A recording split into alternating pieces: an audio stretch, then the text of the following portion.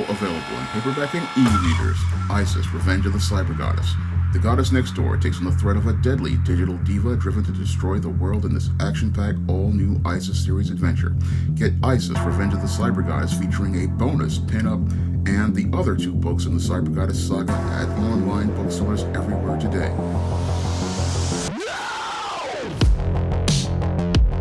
One of my viewers wanted to know, how would an author write a children's book? Now, this is an area I have extensive experience in, having been writing books like the all ages Isis, E-Steam, and John Haynes series for over a decade, and having written books in the young adult genre for tweens, teens, and readers of all ages, such as Spellbound and The Thetas.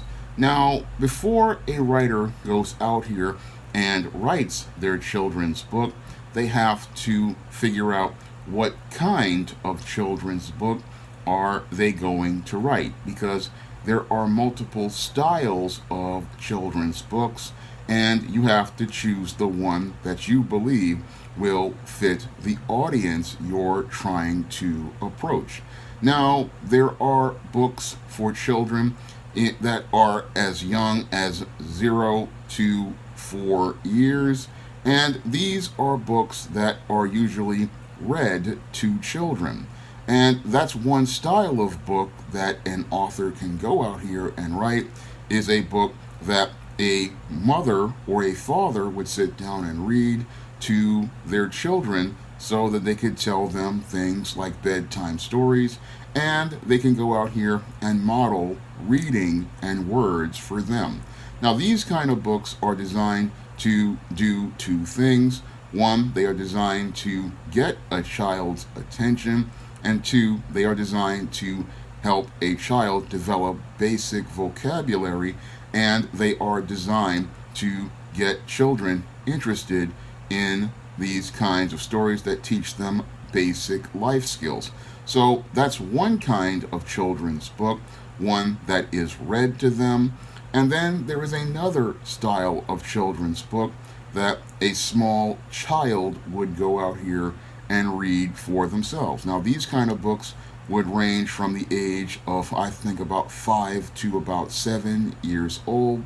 And these are not very long books by themselves. I mean, they're maybe about 15 or 10 pages. Some of them even go as low as 8 pages.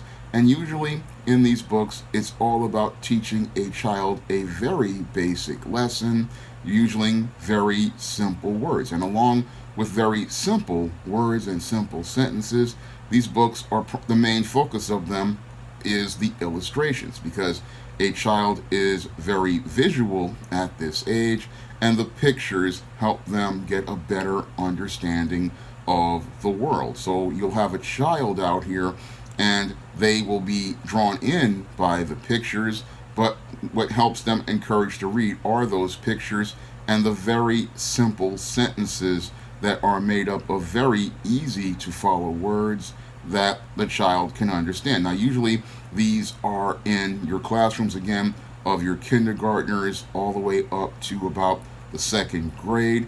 And the whole goal of these books is to, one, give a child a better understanding of the world through pictures, 2, give a child a better understanding of words by seeing them in simple sentences, and 3, they are designed to help a child get a better vocabulary and develop their whole vocabulary from being a simple set of limited words into a growing dictionary of words inside of their head. So that's what those kinds of books are. And again, these are very basic, simple books that usually authors go out here and write to help children get that better understanding of the world and help them be able to see that world in pictures and identify the objects that they see every day. Now, along with those kind of simple, basic storybooks, we also have what are called basic chapter books. Now, basic chapter books are designed to introduce a child to more complex stories. And these basic chapter books, usually what they have are just chapters that show a child that a story is broken up into different chapters so that they can see how the structure of a story flows.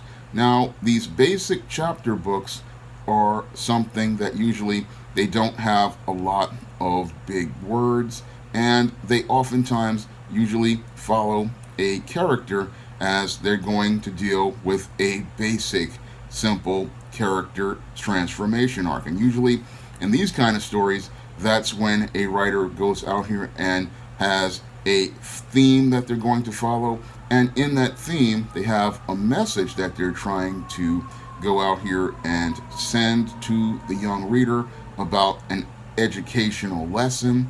Usually, it's about trying to show a child a basic life lesson like fighting bullies or going out here and helping out in the community, or sometimes it's a fun little adventure.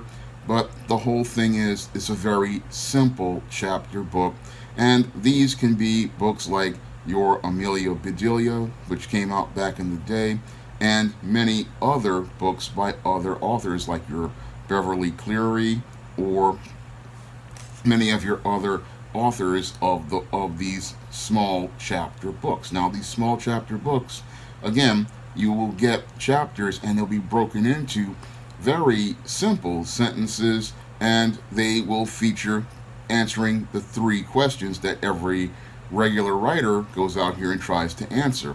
Who is the main character? What do they want? What obstacles are in their way? And most importantly, why should we care? Now, in these small children's chapter books, which are usually targeted at your 7-year-olds up to your 12-year-olds, usually what these books do, they're a mix of your words and illustrations. So usually there's a lot of illustrations in these kind of books because, again, kids like to see pictures, and a writer will usually, with a creative team, have an illustrator working with them, just like they have an illustrator working with them in the case of the books for small children. And the pictures inside of these books will usually feature actions that will draw the reader in and show, again, the world around them. And these books will feature, again, a very simple language, but they will introduce the child to more complex subjects, like more complex things going on in the world. And they will go out here and they will give a child a bigger vocabulary, because in these kind of books we will be using more complex words that are on higher grade levels, but you will do that by defining the word with smaller words. Like, for example, in some cases I would use a word for that's a larger term, like a pulchritude, and I would use the word beauty in the sentence along with it, like I did in my book Isis the Beauty Myth. But that book was more for an older it's all ages. So what I do is, again, I try to use the larger words so that the kids can get a better understanding of more complex vocabulary and then be able to understand what that word means. That's all part of that kind of storytelling in simple chapter books. And simple chapter books is one that, a writer, again, at this age range, is looking to, again, give child's better understanding of the world, give them a better picture of the world, and be able to teach them a lesson about life and a lesson about the world. Examples of these kind of simple chapter books are books like Charlotte's Web. And again, this is the kind of book that you're going to be writing, and the kind of book that you're going to do for the children from, I say, about grade ages 7 to about 11, which is from the 2nd grade all the way up to the 6th grade. Now, after you have those kind of books, we enter into the world of young adult. And young adult does not mean somebody over 21 when it comes down to fiction. No, young adult means books that teach children about the world as they're growing older.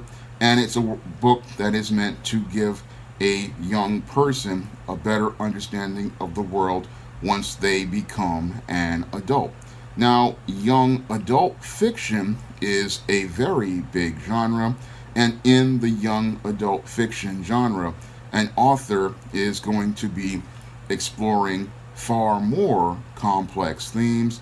They are going to be exploring different kinds of issues, and the characters are going to be far more richer and complex than those that are featured in books for early readers. Now, in books for early readers like P.J. Masks, Curious George, Richard Scarry, yes, you have very colorful characters that are visual, but when you're writing books for young adult, you are creating characters that are far more multidimensional because you're going to be using the words to describe these kinds of characters, and you're going to be creating pictures in people's minds. So in early books for early childhood, you're going to be writing books with pictures that will describe the characters because kids need a sense of what those characters look like.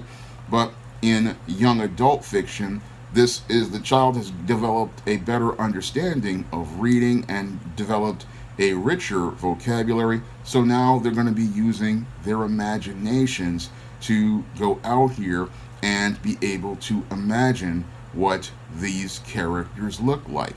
So they're imagining things in their head with these kinds of stories, and the author can go out here and they can explore more complex themes. But the whole point of these kinds of books is, again, to educate a child and give them a better understanding of the world.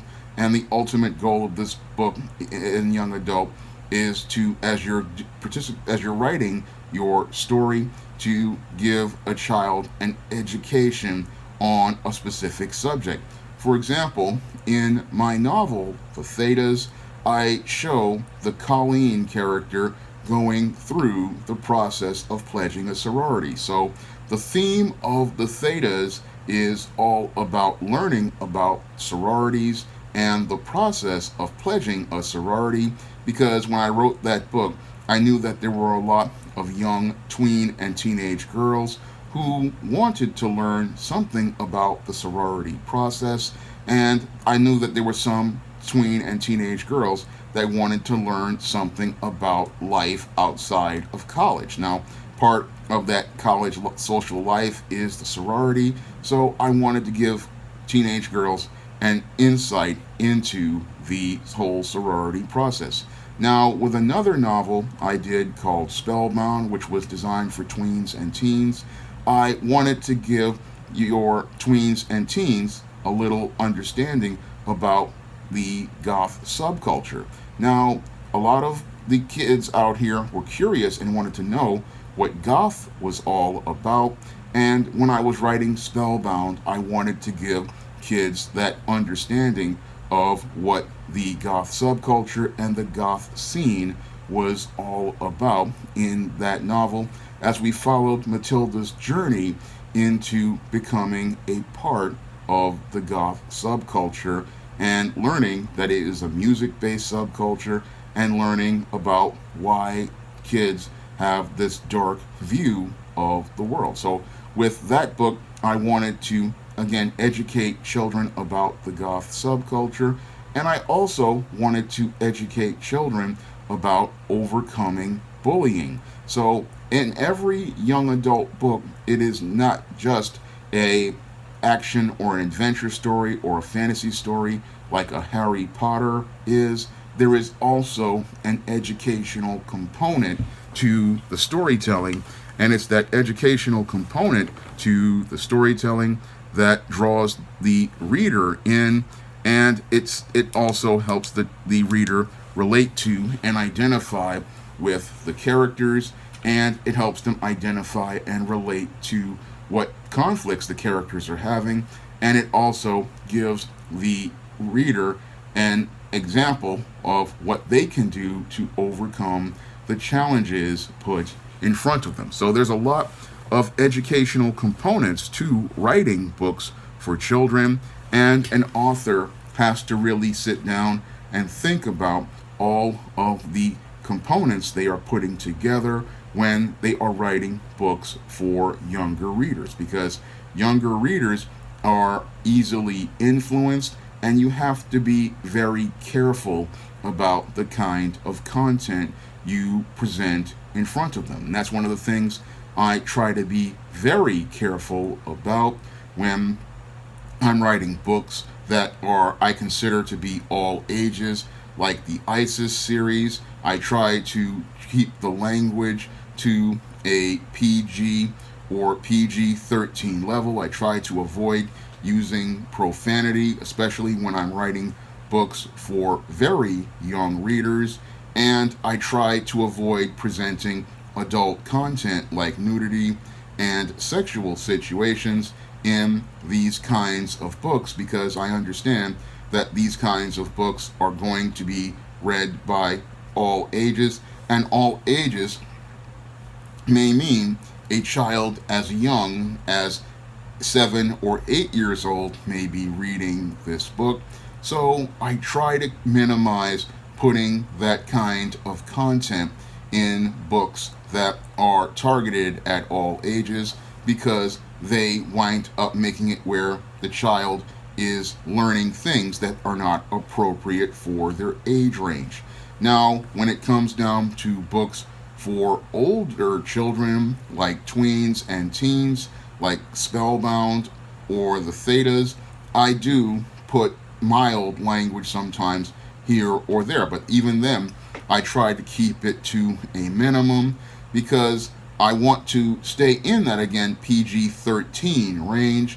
I mean, in the PG-13 range, yes, we know that teenagers do use profanity, but in a book, you don't really want to use too much of that kind of language, because that kind of language and these type of situations, they're not really appropriate for younger children to read, because young children do not understand these kind of situations. Because when you're dealing with a teenager, you have to understand they are still a child, and they still do not understand the whole world around them. And the book is supposed to give them some perspective of the world. So I try to be very careful in the kind of content that I place in children's books. Usually when I'm doing books, again, for all ages, and doing books for younger readers, I'm very careful about the kinds of content and language that I use, because these books have a lot of impact on children, and they have a lot of influence on children. So even though I know that there are some more harder parts of the world, I try to soften things so that it's not out there and the child is exposed to things that they and their parents may not be ready for them to see. So in situations, again, you have to think about your audience, and that is one of the core things that you have to do before you put fingers to a keyboard for a children's book. You have to really think about the audience that you're targeting with this story, and you have to think about what lessons you're trying to teach children when you're writing a children's book. And I oftentimes think about the lessons that I try to teach when I'm writing any sort of book, because it's important for everybody to understand what that theme and that message is at the end of that story. For example, when I did a story in the ISIS series called All That Glitters, I was doing that story to teach about helping in the community, where your ISIS is out here and she's run into this bank robber, Golden Shine, and she decides to help out in the community by helping to stop this bank robber who has been going out here robbing banks and other businesses. So in that story, I wanted to talk about helping out in the community, and that's what heroes do they help out in the community. And in another story I did called Isis, the Beauty Myth, I wanted to talk about the Isis character dealing with her issues regarding having self esteem and self worth issues because she thought she wasn't pretty enough.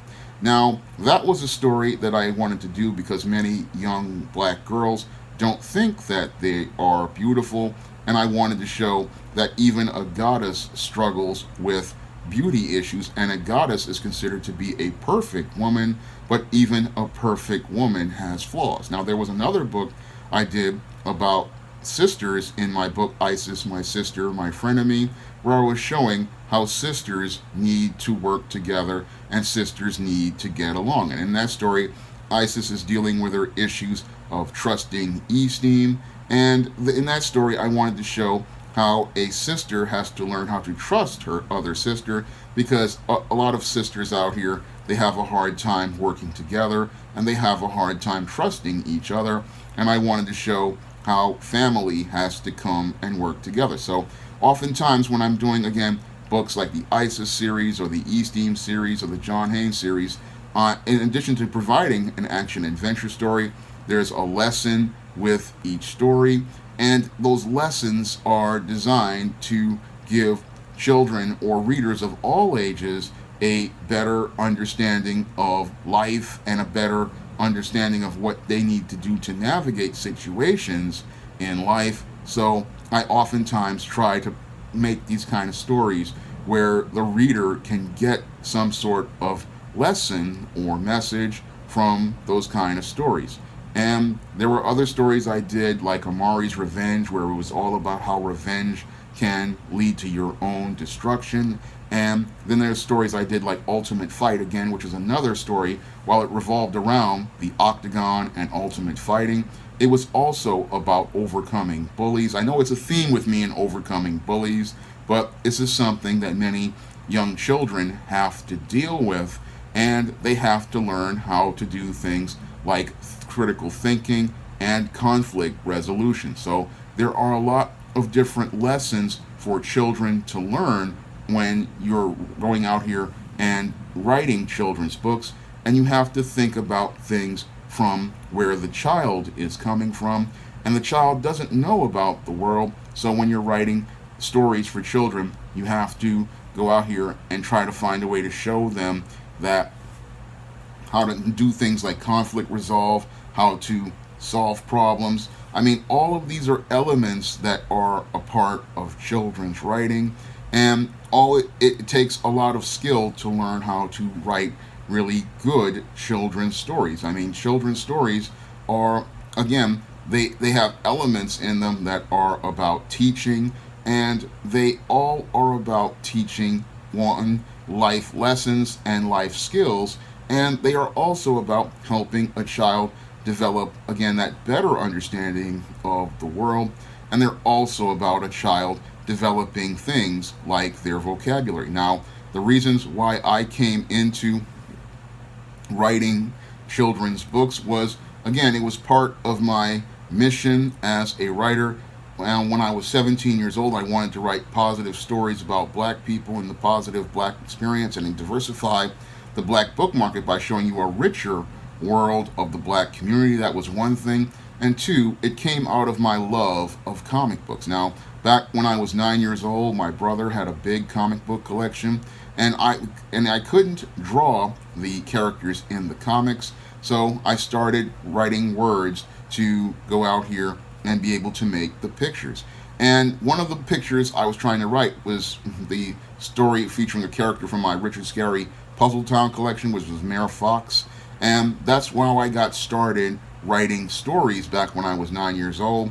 But when I got into my later years, that's when I started really getting serious about writing. And I knew that if you give readers of all ages positive stories, this could inspire them to see a more richer picture of black culture and the black experience.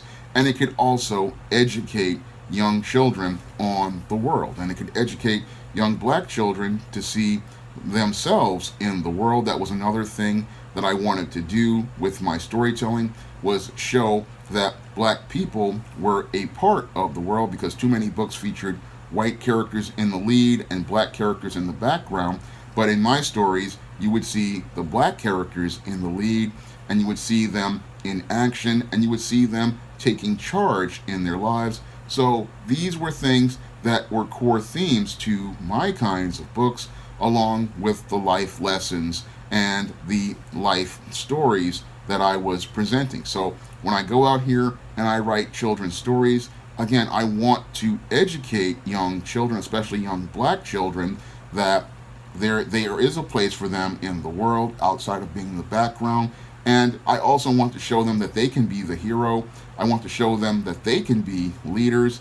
And I also want to show them different aspects of life, like when I did with the Thetas. I wanted to show them sorority life. And books like Spellbound, I wanted to show them the goth subculture. But I also showed different aspects of life in books like the Isis series, where I showed Isis going to college in one book called All About the Goddess, which is a little bit for an older reader. And then I showed Isis doing different things like wrestling, like she did in the main event, and ultimate fighting, like she did in Ultimate Fight.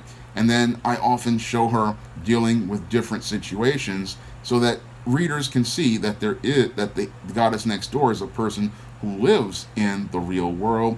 And even though she's a goddess who's considered perfect by the mythical standards, she still has to deal with human flaws and human issues. Now, with books like John Haynes, I wanted to show a CEO of a corporation so that kids could get a better understanding of the business world.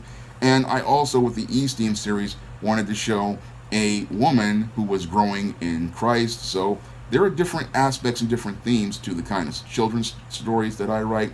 And usually, again, I try to keep it all ages, because I want readers of all ages to feel safe and secure about the content I produce. And that's one of the things that has made an major impact on me, is hearing that readers are giving these books to their children. I mean, I've had several YouTubers tell me that they've given books like the Isis series and the John Haynes series to their children, and their kids love these books.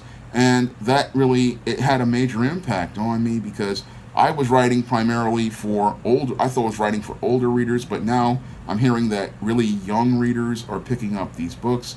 And that's the impact that good children's writing can have, is that it's not just a book that is read by the child, it's also a book read by the family. And that's something you want, because when the book is read by the family is connecting with the story, and they're connecting with the character.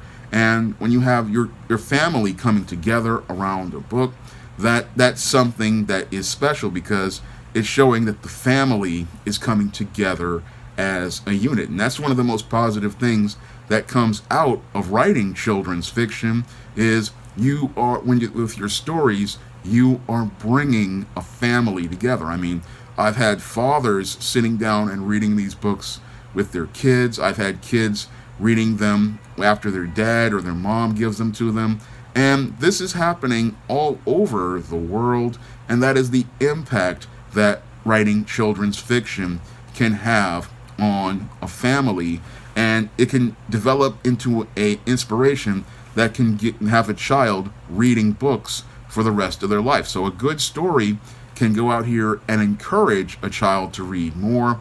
And that's one of the things that keeps me wanting to bring my fingers to the keyboard, because I want to go out here and inspire children and readers of all ages to want to continue to read more, because reading is one of the things that opens up your world. It gives you a deeper perspective on the world, and it gives you an understanding of the experiences of different people and people who come from different aspects of life. So writing children's books, this is a very rewarding genre, and you have to decide what place you want to be in that world. I mean, it's a place where you have to decide where you want to be, what kind of story you want to tell, and what audience are you trying to reach. That's the critical question you have to ask yourself before you start writing? And that's the question that I answered again back when I was 17 years old. I wanted to do comic books. I wanted to do positive black stories, and I couldn't do the comic books until just recently with the upcoming John Haynes at Death's Door comic and Esteem No Good Deed. But it was out of that passion for writing comics, I learned how to write books for young adult readers, and I learned how to write books for all ages readers, which is what comic books used to be. And that's where I got my passion from, and that's how I started into the business of writing children's books. Now, again, you have to think about which audience are you going for. Are you writing a book that a child will be read by their parents? You have to decide whether you're going to write an I Can Read book, which is something a child can read by themselves, or where they learn basic vocabulary and learn a little bit about the world from simple sentences. Or are you going to write a simple chapter book like an Amelia Bedelia? Or are you going to write a more complex novel like a Charlotte's Web? Or are you going to write a young adult novel like a Harry Potter or a Twilight? That's the decision you have to decide, because each audience has a story that is tailored for them.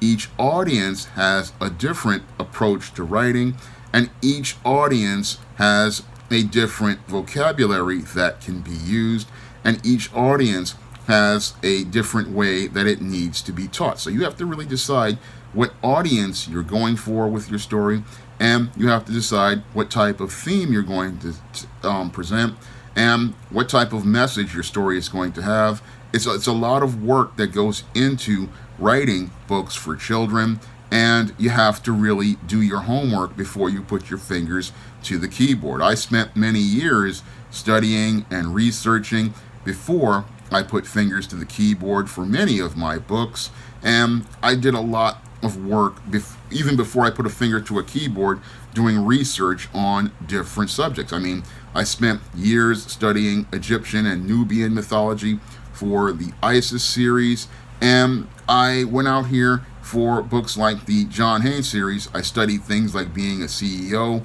I studied the Bible, and I also studied a lot of different things as related to comic books and fantasy, all to make the stories entertaining. And I also would go out here, and I remember I watched about thousands of hours of goth videos and learned from people in the goth scene before I wrote a single word about Matilda Crowley coming into the goth scene as a baby bat for Spellbound. And I studied extensively to write novels like The Thetas. So it's a lot of work, a lot of long nights. You're going to sacrifice a lot of weekends and holidays to go out here and complete a children's story. It's a lot of work that goes into these kind of books, but I do this because I love writing and I love sharing stories with readers. And if you want to get out here and write that children's book, I urge you to go for it. And I urge you to understand that you are going to have to do a lot of heavy lifting when you're doing this kind of writing. It's a lot of work, but the reward is telling a great story and sharing a great story with your audience. I'm hoping this video gives the viewer a better understanding of how to write children's books, and I'm hoping that this gives them some perspective on the whole process of writing children's books. Now, this was a video requested by a viewer, and if you want to request a video for me to make and I know something about the subject, you can donate to the Cash App by clicking the link in the description box. And if you want to try some of my SJS Direct fantasy fiction for all ages and tweens and teens, like the Isis series, the Esteem series, the John Haynes series, books like in the Spinsterella trilogy, Spellbound, and the legendary Mad Matilda, you can find all those books on Amazon.com in paperback and Kindle format. You can also find them on Smashwords, the iBookstore, and Google Play. That's all I have to say for this video. You can comment, rate, and subscribe. Now available in paperback and e-readers, John Haynes, Taking Care of Business. The man who rules the world breaks in a brand new partner to help him take care of business in this action-packed, all-new John Haynes series adventure. Get John Haynes taking care of business at paperback and e-readers at online booksellers everywhere.